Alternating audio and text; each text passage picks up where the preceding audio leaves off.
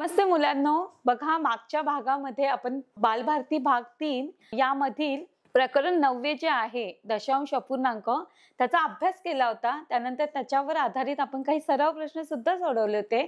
तर आज मुलांनो त्याच्याशी संबंधित मी तुमची एक परीक्षा घेणार आहे। परीक्षा म्हणजे अगदी सोपी अशी परीक्षा आहे मुलांनो। 10 प्रश्न आपल्या समोर असणार आहेत। त्या प्रश्नांना आपल्याला 4 पर्याय सुद्धा दिलेले आहेत आणि आपल्याला काय करायचं की 4 पर्यायांपैकी एक उत्तर आपल्याला निवडायचं आहे। तर आपण परीक्षेला सुरुवात करूया। बघा आपल्याला प्रश्न दिलेला आहे आणि त्याचे 4 उत्तर दिलेले आहेत। पहिला प्रश्न दिलेला आहे 523.4 या संख्येत दशांश स्थानी कोणता अंक आहे। बघा 523.4 ही एक संख्या दिलेली आहे आणि आपल्याला पर्याय दिलेले आहेत। पहिला पर्याय आहे 3, दुसरा पर्याय आहे 4, तिसरा पर्याय आहे 2 आणि चौथा पर्याय आहे 1। तर यापैकी योग्य उत्तर काय आहे मुलांनो? काय असणार आहे? दशांश स्थानी कोणता अंक आहे? अगदी बरोबर, पर्याय क्रमांक 2 हे या प्रश्नाचं अगदी बरोबर उत्तर आहे। 4 हे दशांश स्थानी अंक आहे। पुढचा प्रश्न पाहणार आहोत।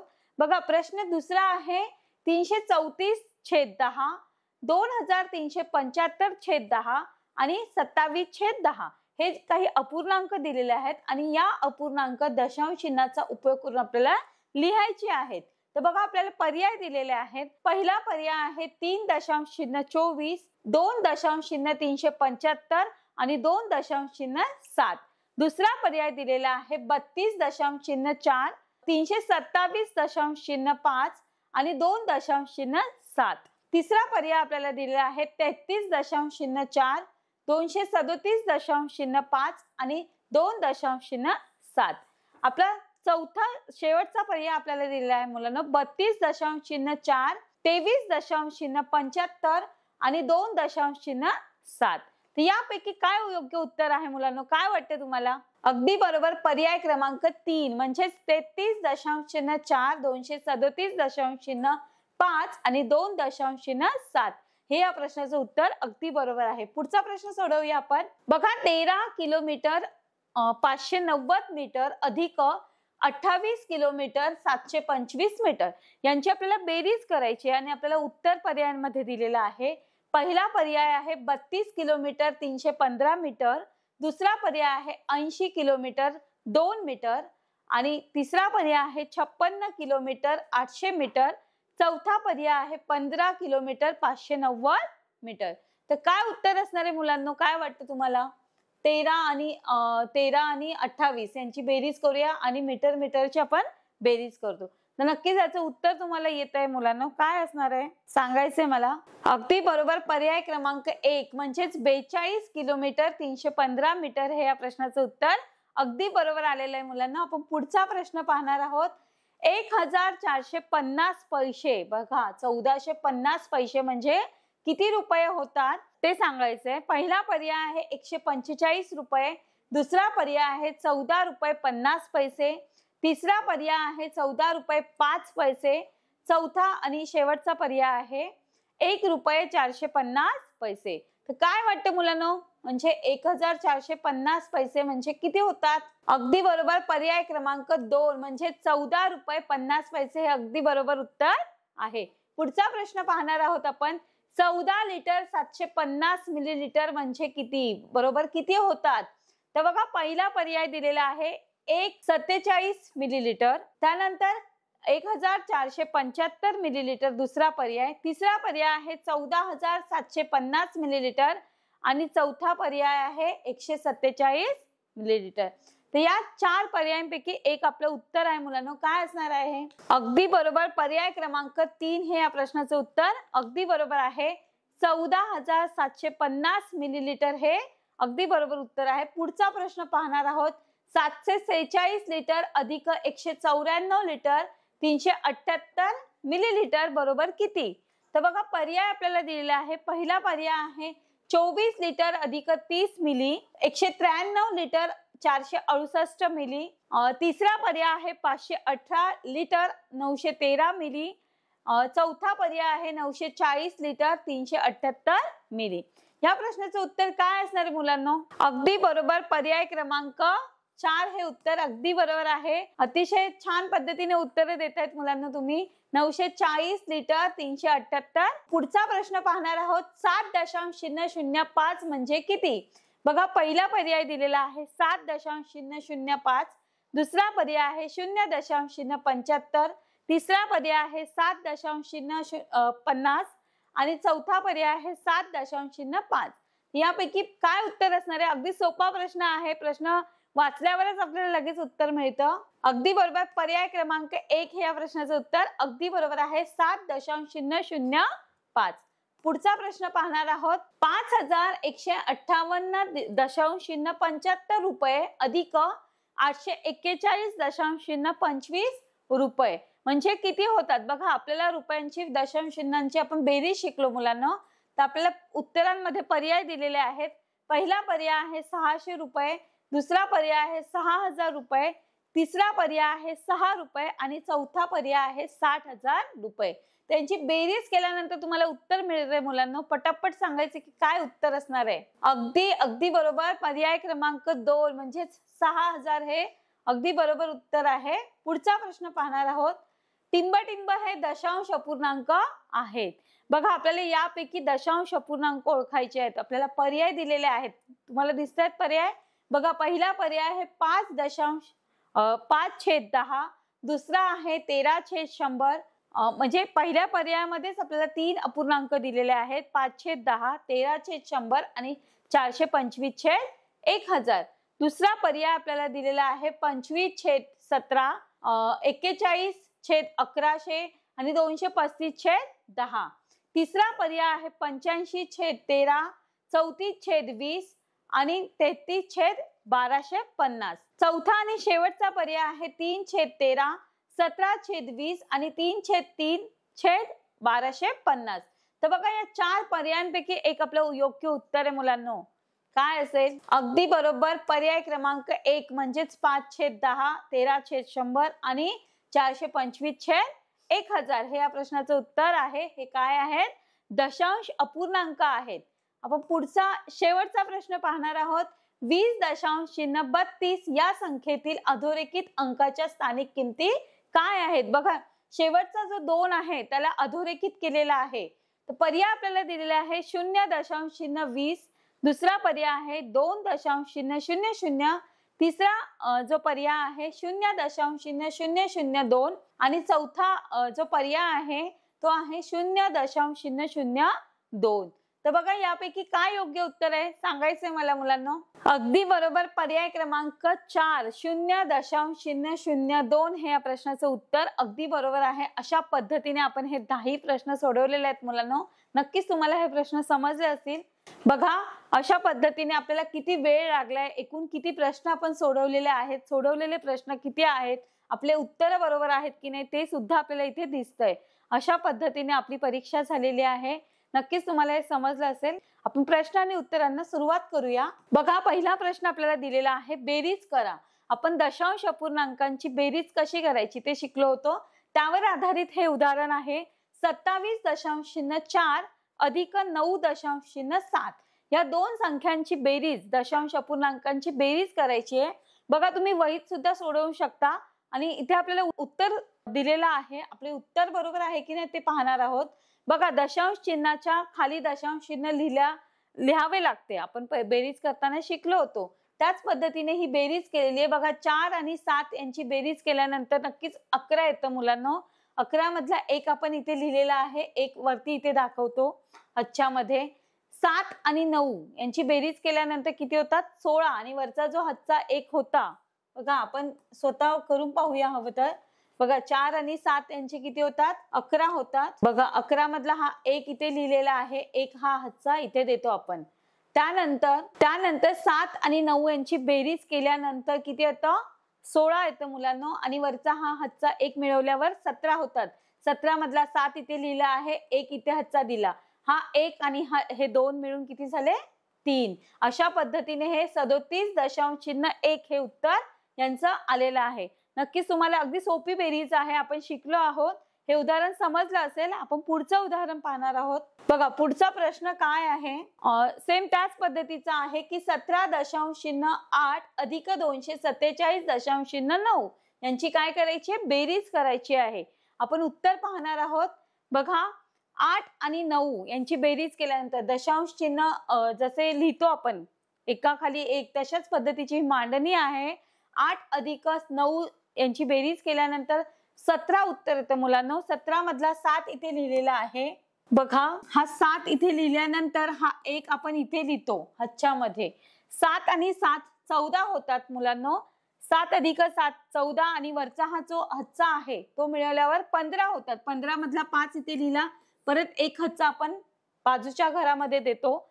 1 आणि 4 मिळून 5 होतात आणि वरचा हच्चा मिळवल्यावर 6. अशा पद्धतीने इथे 6 आलेले. 2च्या वरती मिळवण्यासाठी काहीच अंक नाहीयेत, त्यामुळे हा 2 आपण जसेच्या तसे इथे लिहिलेला आहे. अशा पद्धतीने 265.7 हे या प्रश्नाचं उत्तर अगदी बरोबर आहे. समजलं असेल तुम्हाला नक्कीच. आपण पुढचा प्रश्न पाहणार आहोत. बघा पुढचा सेम पद्धतीचा प्रश्न आहे. बेरीज करा 24.38 अधिक 0.004 यांची बेरीज केल्यावर बघा उत्तर आपल्याला दिलेलं आहे मुलांनो की 8 आणि 4 अगदी सोपी पद्धतीची बेरीज आहे. 8 आणि 4 मिळून 12 होतात. 12 मधला हे 2 आपण इथे लिहिलेले आहेत. एक हच्चा इथे लिहितो. 1 आणि 3 मिळून 4 होतात. 4 जसेच्या तसे आपण इथे लिहिलेले आहेत. आणि 24 4 मध्ये 0 मिळवला 4 तसेच लिहिलेले आहेत. 2चा 2 अशा पद्धतीने 24.42 हे उत्तर याचं आलेलं आहे. नक्कीच हे उत्तर सुद्धा समजलंय तुम्हाला, हे गणित कसं पद्धतीने सोडवलं. आपण पुढचा प्रश्न पाहणार आहोत. बघा आता या आधी आपण जे प्रश्न सोडवले ते बेरीज करा असे होते. आता पुढचा प्रश्न बदललेला आहे मुलांना, वजाबाकी करा. आपण दशांश अपूर्णांकांची वजाबाकी कशी करायची तेही शिकलो होतो. आपल्याला उदाहरण इथे दिलेलं आहे 40.9 वजा 5.7. बघा याचं उत्तर कशा पद्धतीने काढलेलं आहे ते पाहणार आहोत. 9 वजा 7 केल्यावर बघा वजाबाकी करायची, इथे आपल्याला बेरीज करायची नाहीये मुलांनो. 9 मधून 7 केल्यावर इथे 2 आलेले आहेत. दशांश चिन्ह आहे तसेच आपण लिहिलेले आहेत. त्यानंतर ह्या शून्यामधून 5 जातात का, नाही जात.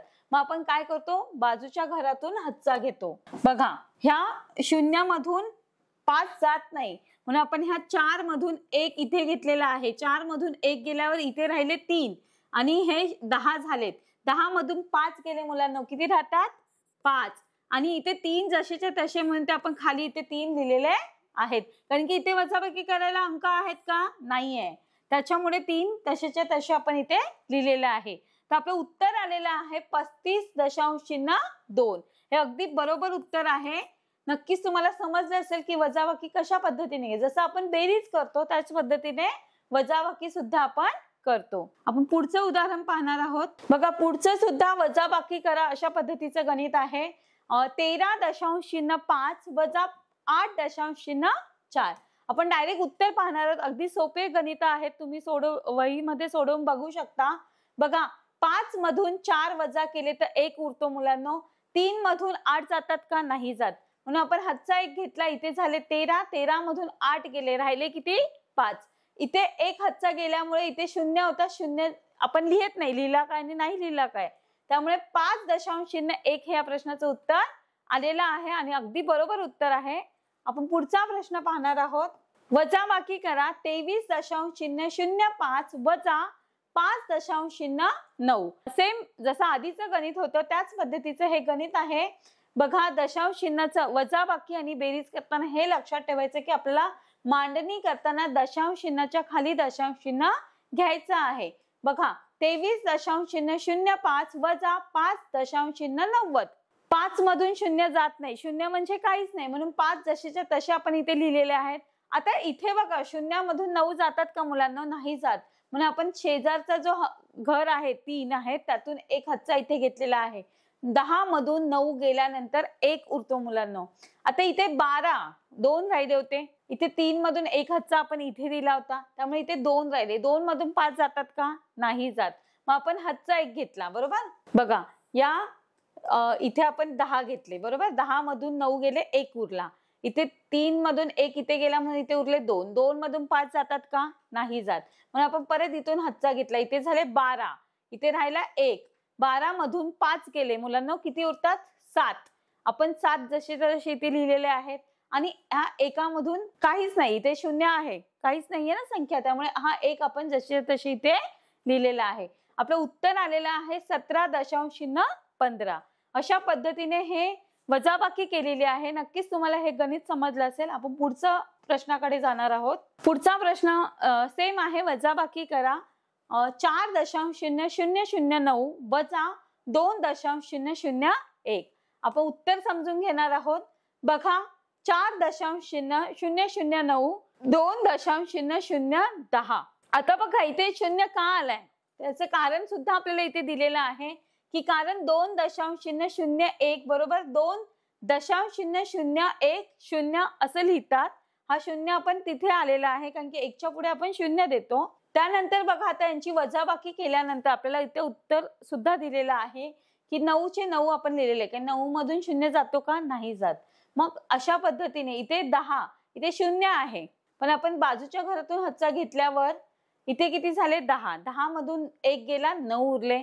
आता इथेही 0 आहे, मग आपण इथून हातचा घेतलेला आहे, इथे एक हातचा घेतला होता, इथे एक हातचा घेतला, 10 मधून 0 म्हणजेच 1 गेलेला आहे आणि 10 मधून 1 गेले, इथे राहिले 9. त्याच पद्धतीने इथे 2 होते बरोबर, सॉरी 3 राहिले होते, 3 मधून 2 गेले, राहिले 1, म्हणजेच 1.0999 हे उत्तर आलेलं आहे. आपण पुढचा प्रश्न पाहणार आहोत. आता गुणाकार करायचा आहे. खालील गुणाकार करा. 5.06 गुणिले 3.02.